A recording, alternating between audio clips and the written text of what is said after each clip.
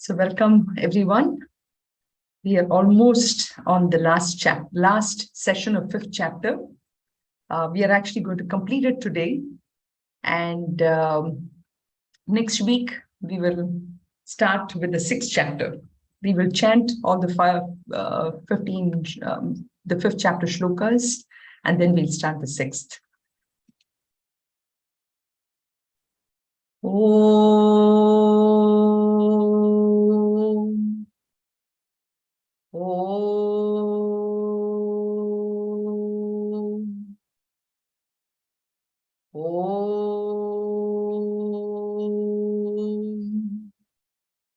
Om Sahana Vavatu Sahanau Bhunaktu Sahaviryam Karavavahai Tejasvinavadhitamastu ma vidvishavahai.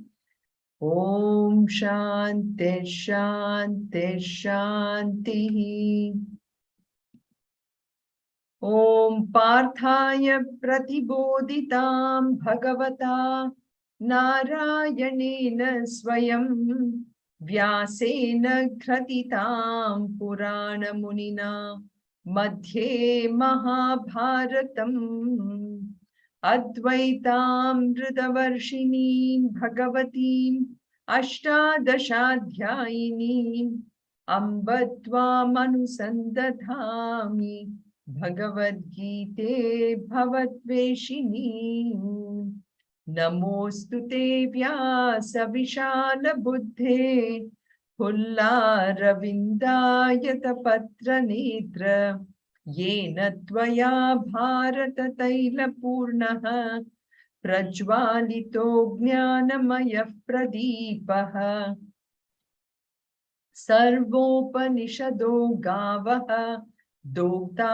Gopalanandanaha Partho Vatsa Sudhir Bhokta Dugdham Geetamritam Mahat Vasudeva Sutam Devam Kamsa Chanuramardanam Devaki Paramanandam Krishnam Vande Jagadgurum Sarvadharman Parityajya Mamekam Sharanam Vraja Aham Tva Sarva Papibhyaha Mokshayishyami Ma Shuchaha. So we are, as I said, almost coming to the end of the Karma Sannyasa Yoga part of our sadhana. So this is like the second step after the whole concept of Karma Yoga was explained, where we saw Karma Yoga is where I'm giving up any kind of attachment to the fruits of action. But here, Karma Sannyas Yoga, we said, was a little more of an advanced sadhana where it is not just giving up the fruits of action, but also trying to get rid of the aham vritti, the aham thought, or the I thought. The idea is, in all our transactions, we are constantly thinking about what is in it for me? What is in it for me was explained in Karma Yoga, but who is this doer? Who is this enjoyer?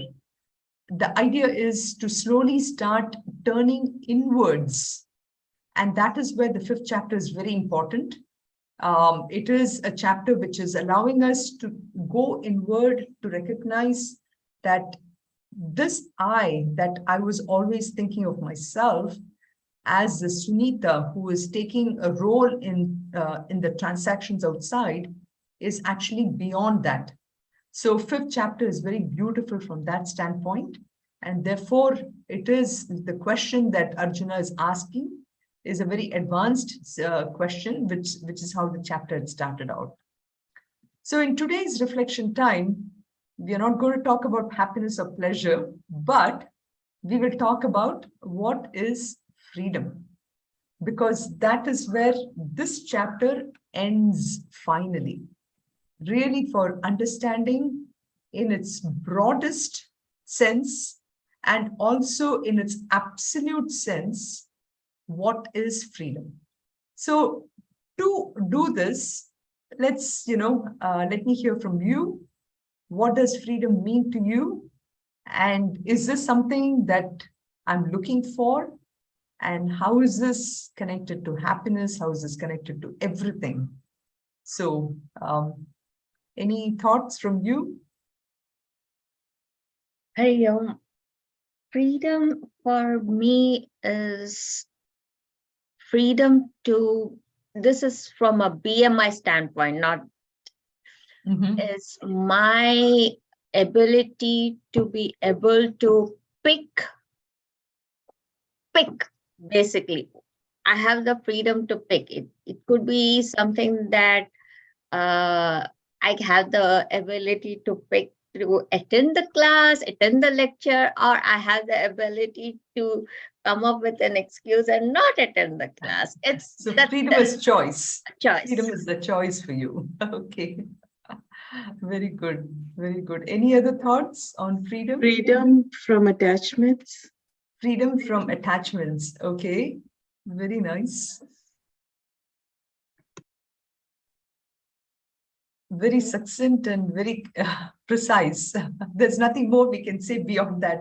Freedom from attachments, attachments to everything, freedom to, shall I go back to sleep immediately? Or in my case, since I get up early, after I finish the class, do it, go to sleep. So attached to sleep, starting from that tamasic way, all the way up to something of freedom, attachment of, what should I say, the attachment of getting name and fame or position, or, everything is attachment and everything is bondage.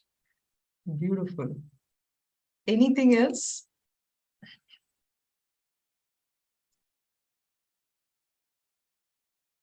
So when go ahead, Beena. I was going to say bondage, freedom from bondage of at a physical and mental level. But when Meenu said attachment, I think it was so all-encompassing. So, yeah. I know, it just silences everything, isn't it? I mean, there's just that one word of attachment, which is nothing but bondage. It just, I mean, the mind doesn't think further, it's just totally encompassing that part of it. So then the question is, if that is what is freedom, then what should we do to attain that absolute freedom? First of all, are we even thinking on those lines? And the second thing is, I mean, freedom, I liked Suvarna pointed out the freedom from body-mind attachment. Choices are at the level of body-mind attachment. And where Meenu left off is complete attachments, right? So with this question, there is also one other question is, what is the percentage of freedom that I really want to gain? Is it, I'm okay with, I get 5% attachment out of 5% freedom from my attachments, or all the way through, which is absolute freedom, which is beyond the body, mind, and intellect. So that is the question. So what should we do to attain the absolute freedom?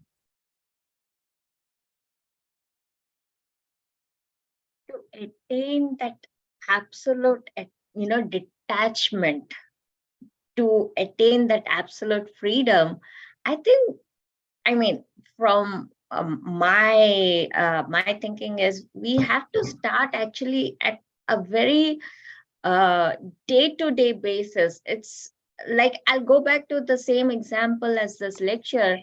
It is so easy to say that, hey, I have ABCD excuses for not listening to the lecture, or ABCD excuses for not, there are recordings of your lecture, not listening to the lectures.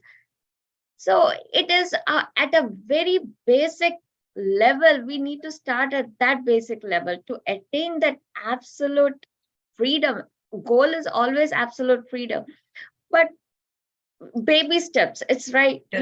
We start at the bare basics and then go towards that for some it could be when you have, I mean, for me that is where I am at, at the bare basics, not to come up with excuses to do some simple tasks, be able to, it's sometimes it's like, it's, I'm not talking about, your health or some Yeah. other excuses, but when your mind itself, we come up with this fantastic scenarios where we we are able to lose ourselves in this world of BMI. That is what is, uh, that's, I would Right. like freedom from that BMI. That is my ultimate.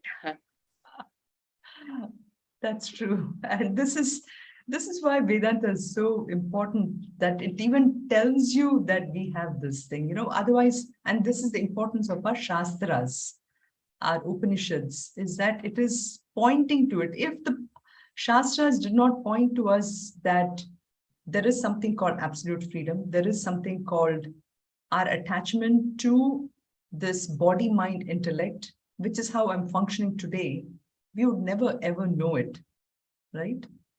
Any other thoughts on this? What should we do to attain absolute freedom? I know Meenu is waiting to say something. No, Meenu?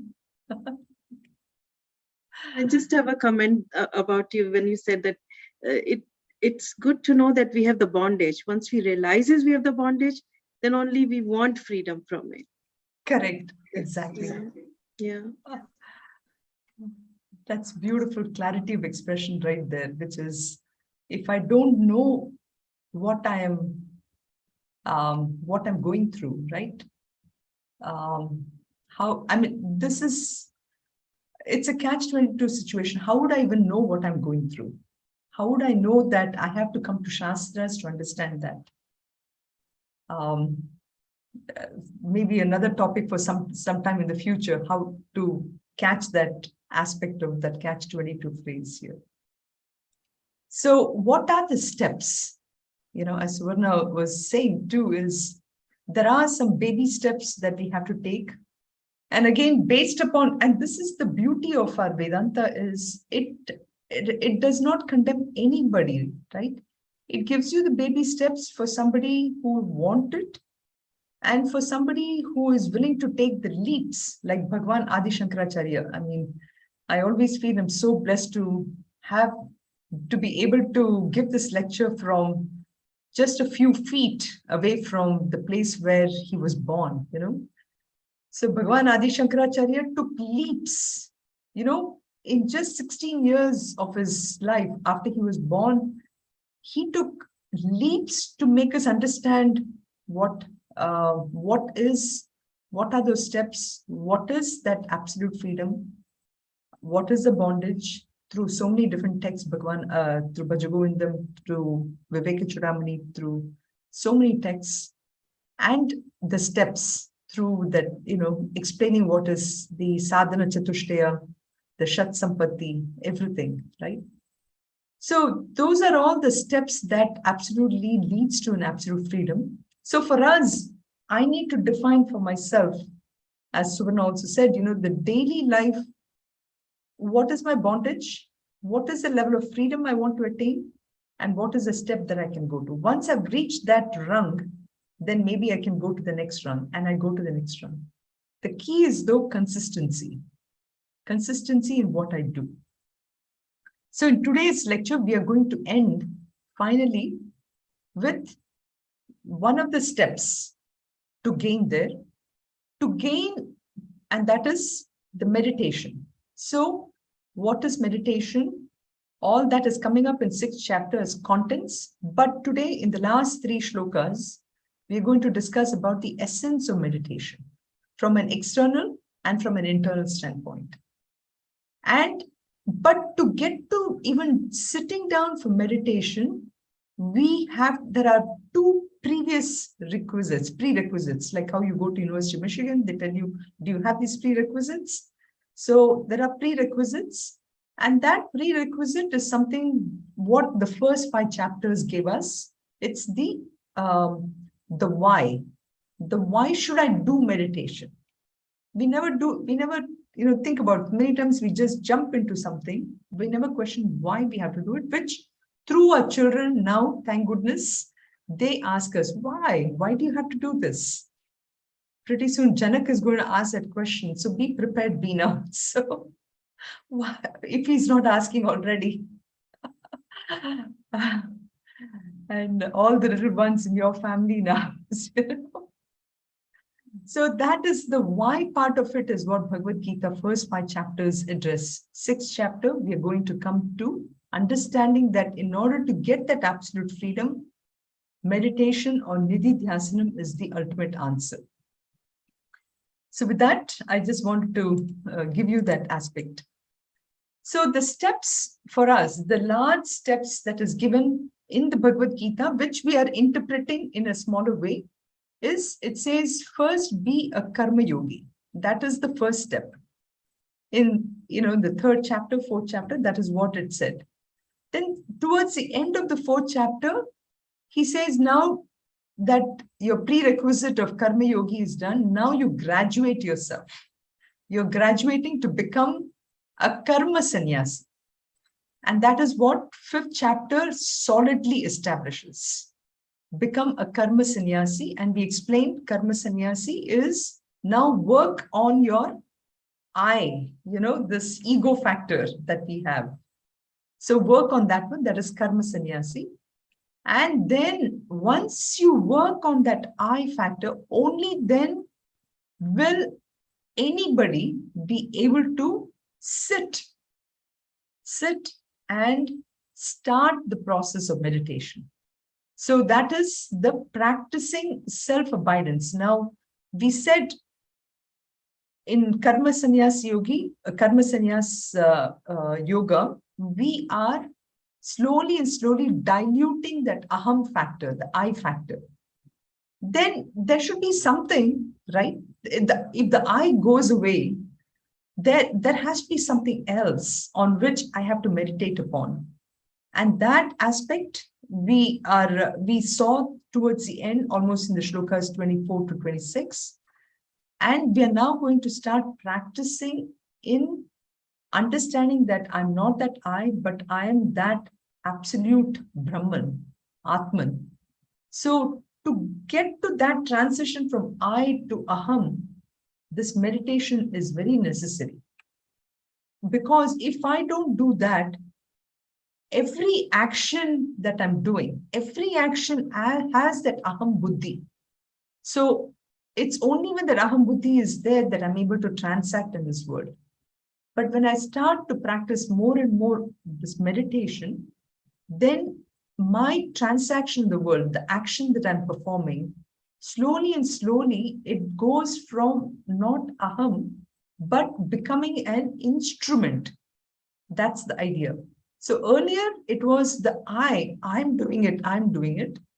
Now I tell that I'm an instrument through which Bhagwan, through this Ishvara, Lord Krishna, is performing those duties. So I become an instrument. So that slowly and slowly happens to ultimately recognizing that I'm not even this instrument. So that whole transition has to happen in our lives in order for us to reach that absolute quote unquote success. We think we are successful when we have a lot of money and everything and we work towards it. But Bhagavad Gita teaches there is much, much more aspect of what true success is. And that is that self-abidance in my nature, in my absolute nature. And that ultimately is that freedom. That freedom which is free of all attachments, that freedom which completely gets rid of that body, mind, intellect notion. It doesn't mean that I'm dying or anything. It doesn't mean that I am actually have given up my body, mind, intellect. No, that is not what it means. You still have your body, mind, intellect. However, you know that you are not body, mind, intellect. That realization of it is the self-abidance. That realization that I'm not the body, mind, intellect, but I am that absolute Atman. That happens because of meditation. And that is the way we attain total absolute freedom in everything that I do. So that is where fifth chapter really ends. So just what is the flow where it took us.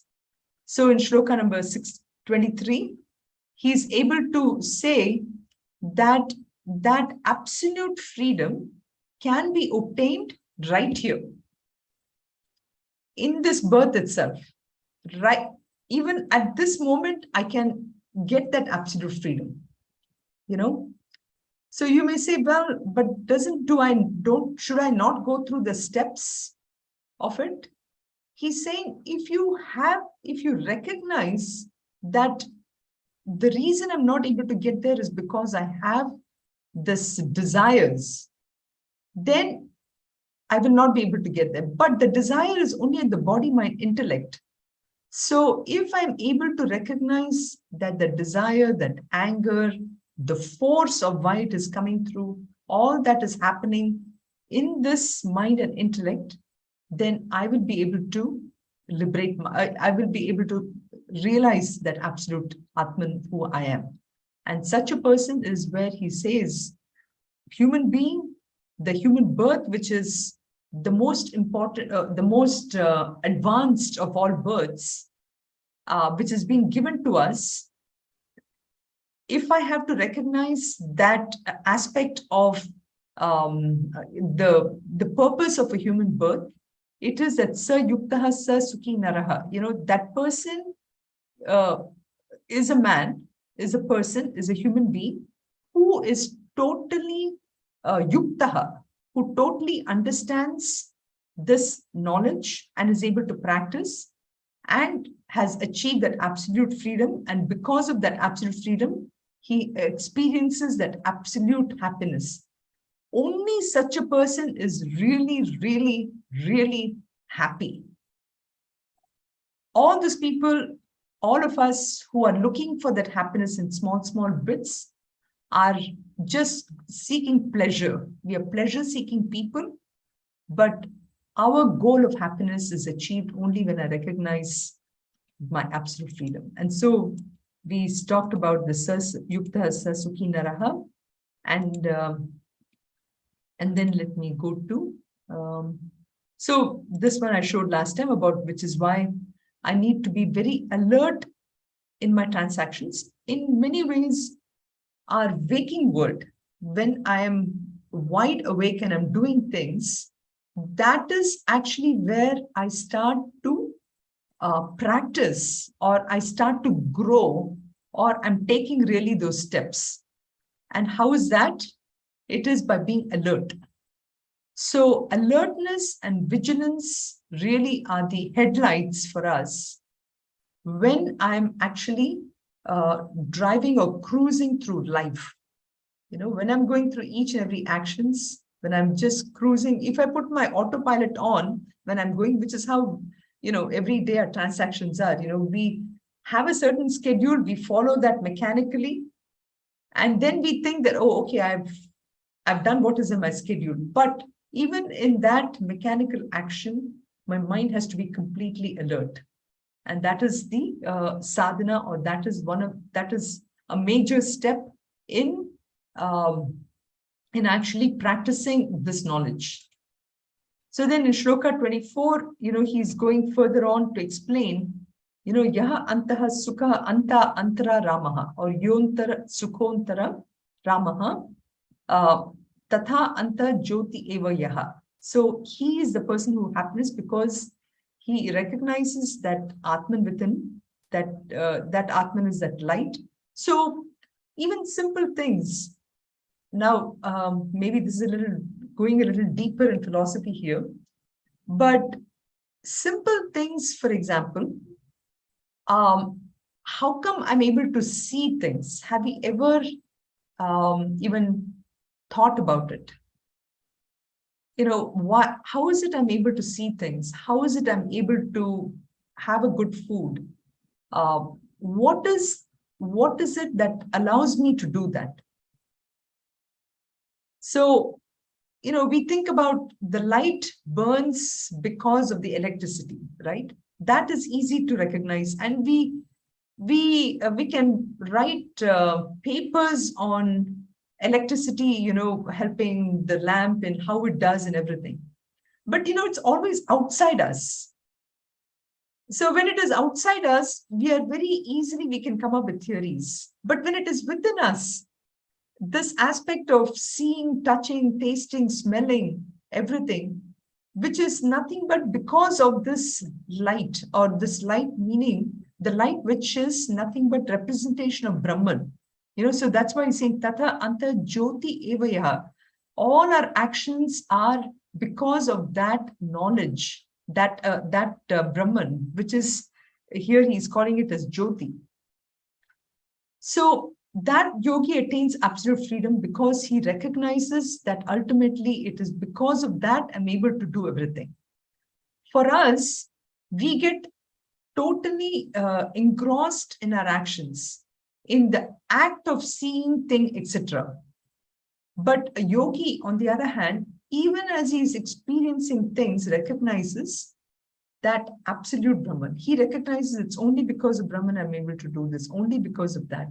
And anything I face, the struggles that I go through, the ups and downs, all that it will come and go because of my prarabdha.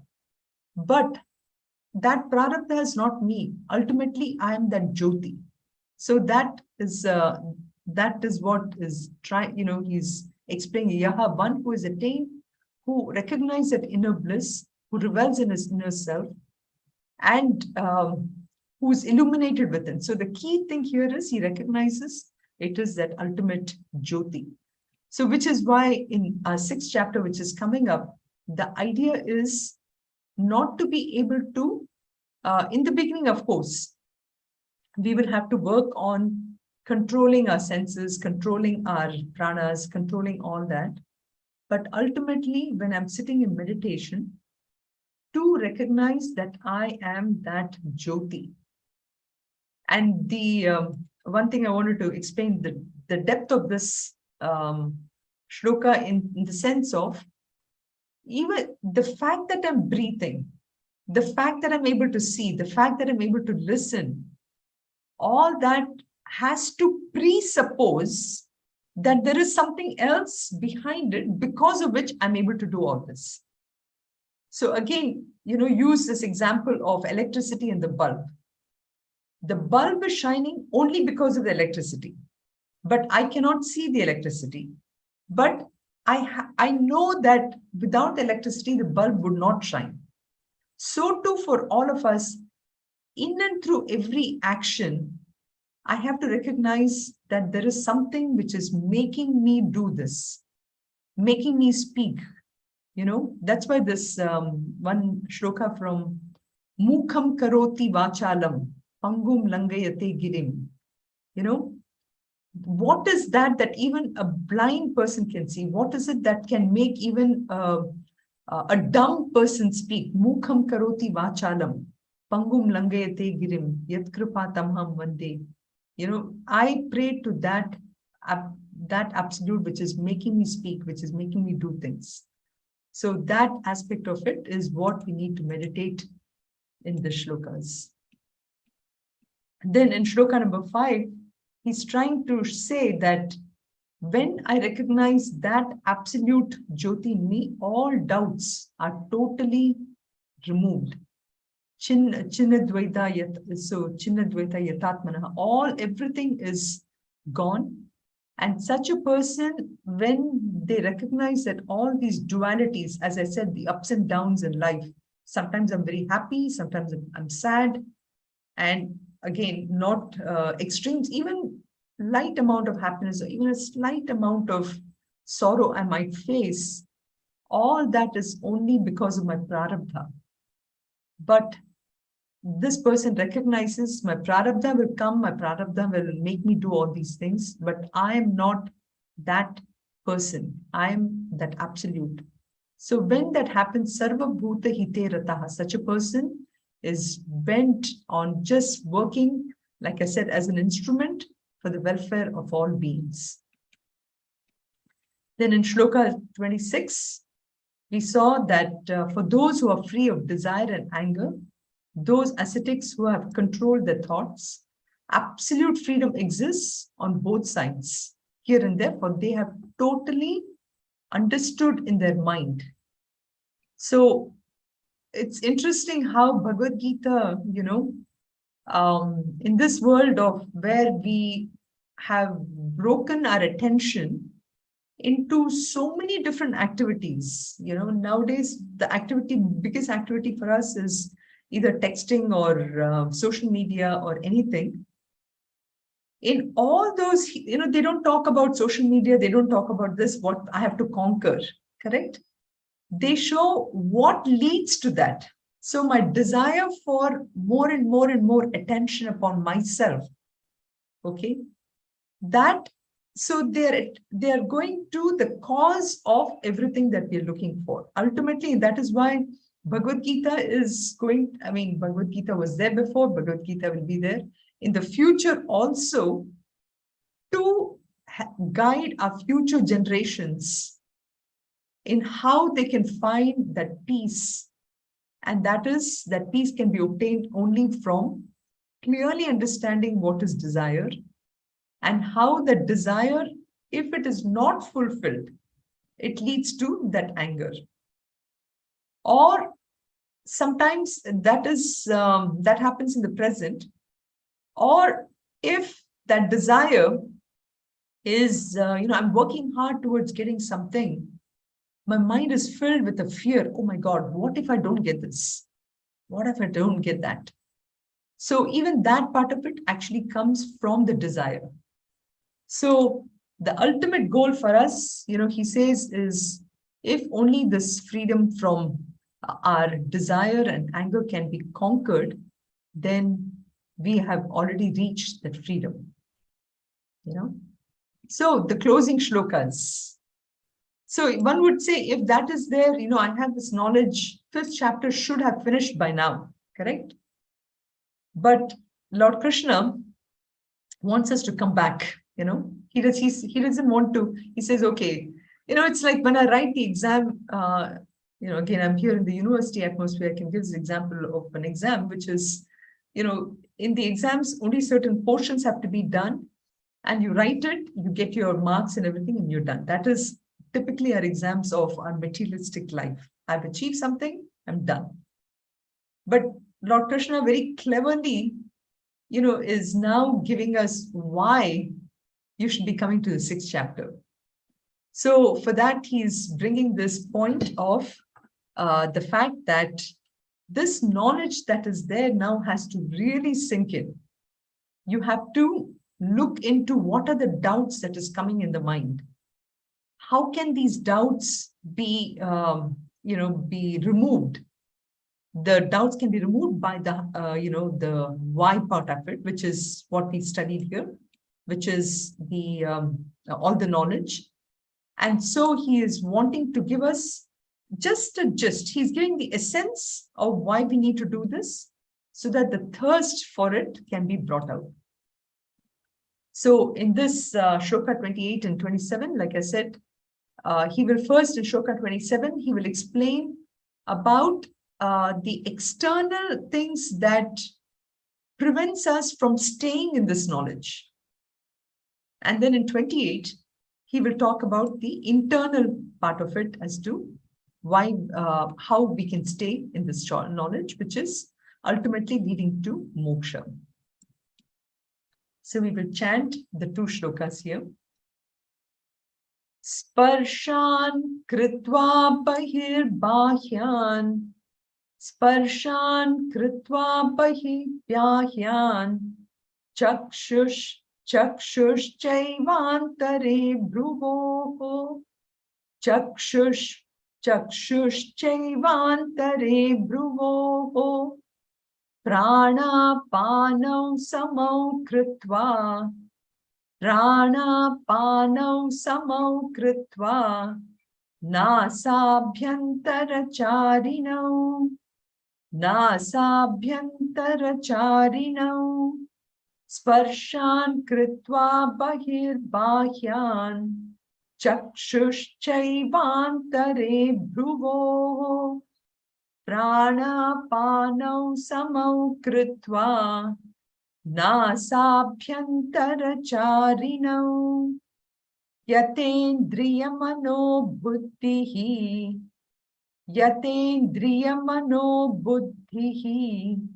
munirmokshaparayanaha vigate chabhaya krodha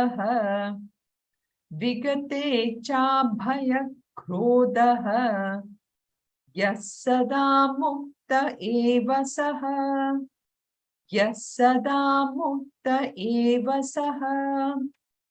So I think I have another slide where we can go directly to the meaning itself, and we will come back to the steps of meditation here. So, sparshan kritva bahir bahyan. Sparshan, which is sense objects, keeping them outside. And very interesting here, what does it mean by sense objects, keeping it outside? Sparsha, which is, which basically means the sense of touch. But here, Lord Krishna is combining all the 5 sense organs, and he's trying to say that, so sparshan kritva, having kept all the sense objects outside, bahyan, chakshuhu, that is the eyes, cha eva antara bhruvoho, so fix the gaze between the eyebrows. So which is starting to give one of the techniques of meditation here. So try to focus on one place. Again, idea being that to bring the focus here. Then second one, he's saying prana apana.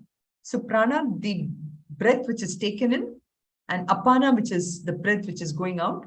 Samau kritva, make it equal.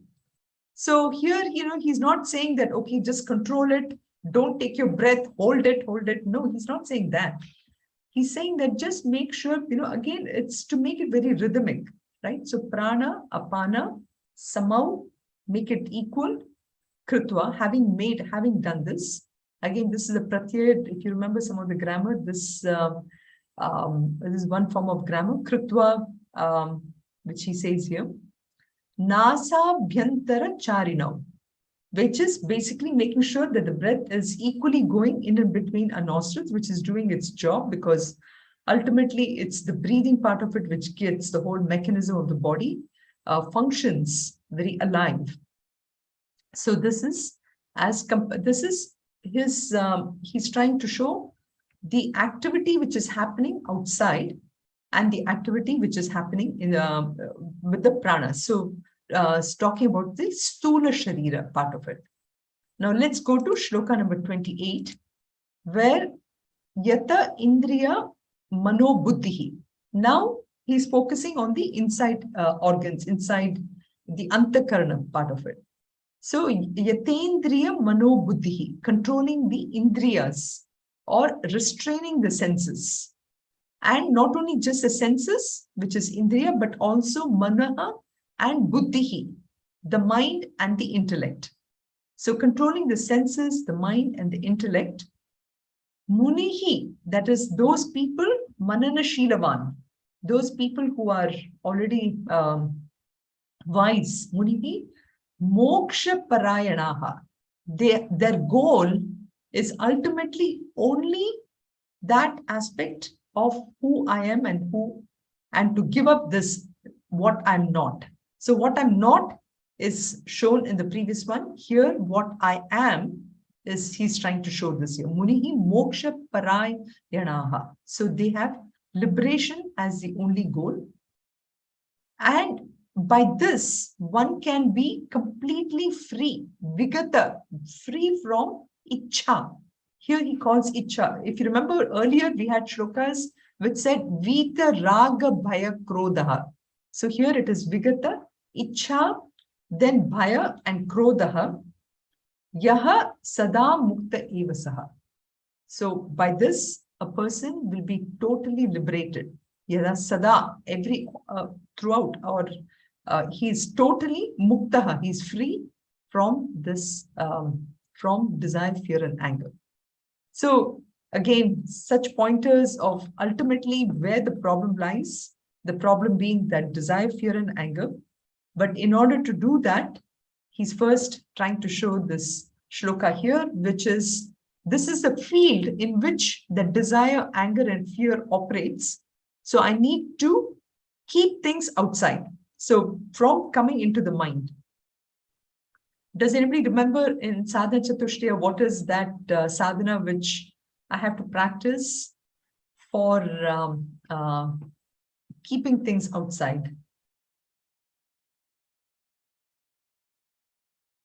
It is Dhamma. Dhamma, Dhamma is not allowing things to come inside. Because, and I always give this example of going to Costco. When I go to Costco, and I don't know now if they've started giving all those food bits and, different chocolates, everything. They've started, okay. Probably a good place to practice our Dhamma, So when I go there to see, am I able to see, when we go to Costco, we are going with one particular thing in our mind that I need to buy this. But then what happens is I see all this and my mind just gets attracted, just allows those things to come into my mind. So this is this aspect of not allowing any of those things to come into our mind and to focus on my breathing and making sure, so not allowing things. Second thing is allowing my breath to be controlled, that aspect. This being the first step is, and in the second step is slowly, the idea is I may practice my Dhamma, but that same Costco example, when I go to Costco, suddenly my mind is, is throwing things. Oh, how about I buy this also? How about I buy that also? All this just comes through. So on one hand, I may control saying, okay, I'm not going to eat any of the food or whatever, but then Shama, which is the control of the mind, is not there. So Yatendriya Mano Buddhihi, that is one part. And especially, again, these shlokas are a preparatory step to meditation, right? So which means that intellect, I may sit when I'm sitting down for meditation, even though I'm not allowing things from outside coming into my mind, and even though my mind is controlled, but just at that time, I might think, oh, my guests are coming this weekend. What kind of a menu should I really have for them? I made this last time, so let me make this time. So your mind is already, your intellect is planning for all these things that I need to do. It just doesn't allow you to stay in one place and, focus. So that is what he's trying to say. The intellect is already on its own, and simple examples, is, especially if you're taking nowadays, we all travel by Emirates, Emirates and all that, and you go through Dubai as one of the transition places. And we think that in America, we have plenty and all that, right? But you go to Dubai, oh my God, it's gold, gold, gold everywhere. And we may not really want anything or whatever, but then our mind has to, okay, I'm not going to go for those big, huge chains or whatever they have. And I mean, here too, when I'm driving, when I see these big billboards, they have these billboards with showing the jewelry is not just simple chain or whatever. It is huge. The whole, it's like Lord Venkateshwara, I mean, that big amount of jewelry has to be, that kind of picture is what you see. Maybe Beena can relate to it. Yeah.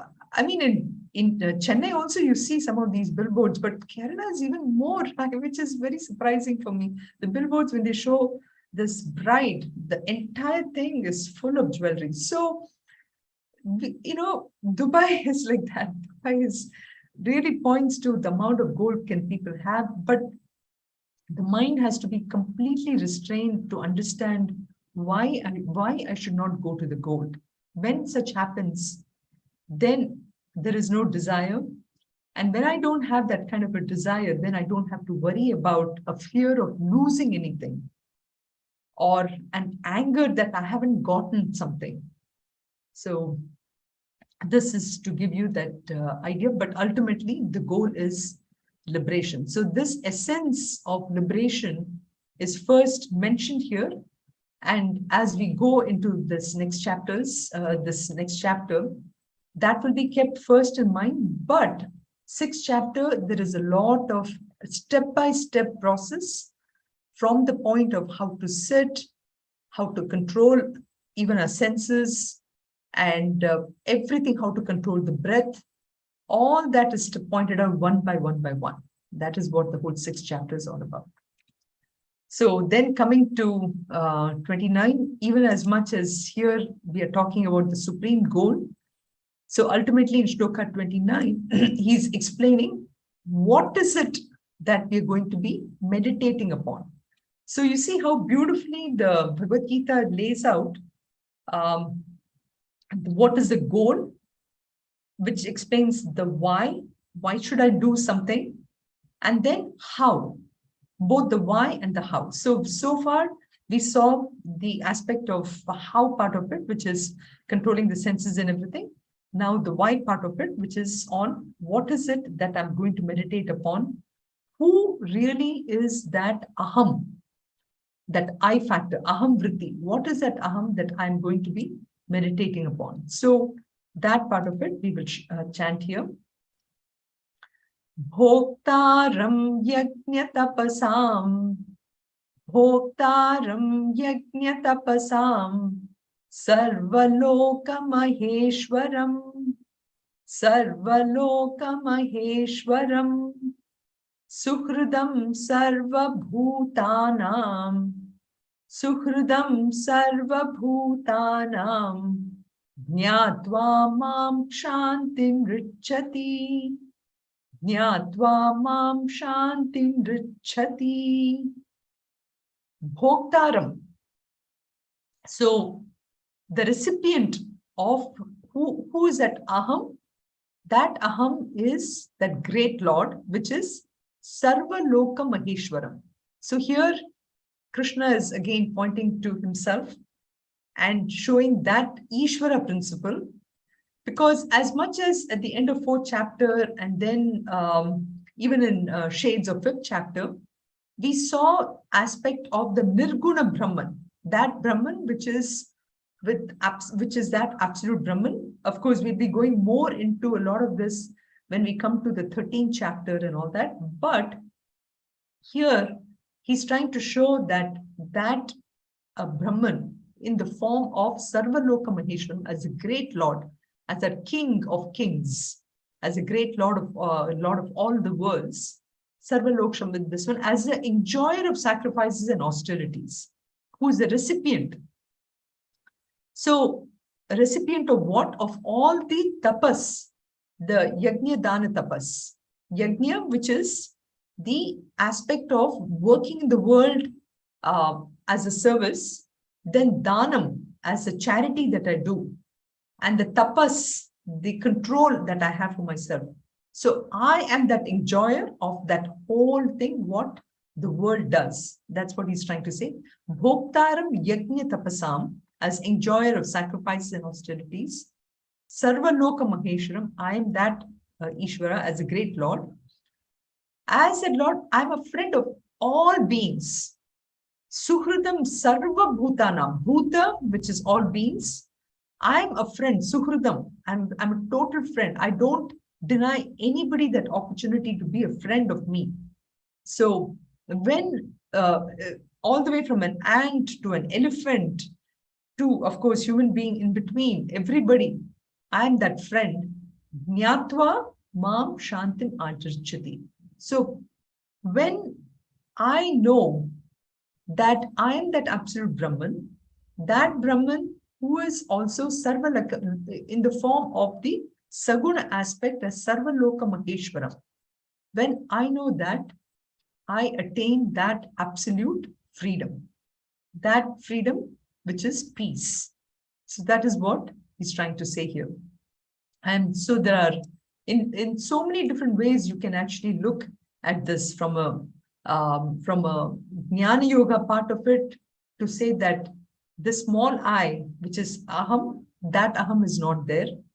Then from a bhakti element, that Sarva Loka Maheshwaram, it's none other than Lord Krishna, who's there everywhere, and it is that same Lord Krishna who's there in my heart.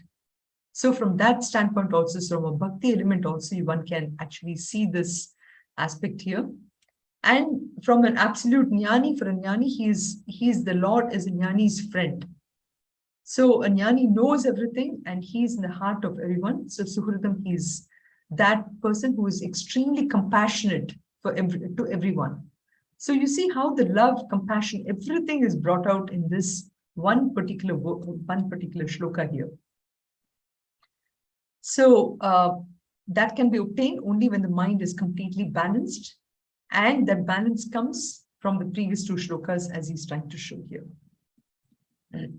So finally, this brings us to the end shloka. So in the shloka 29, he is explained that know him finally as none other than that Krishna whom we have to attain through that Krishna who is the goal of peace and which is the absolute end of perfection.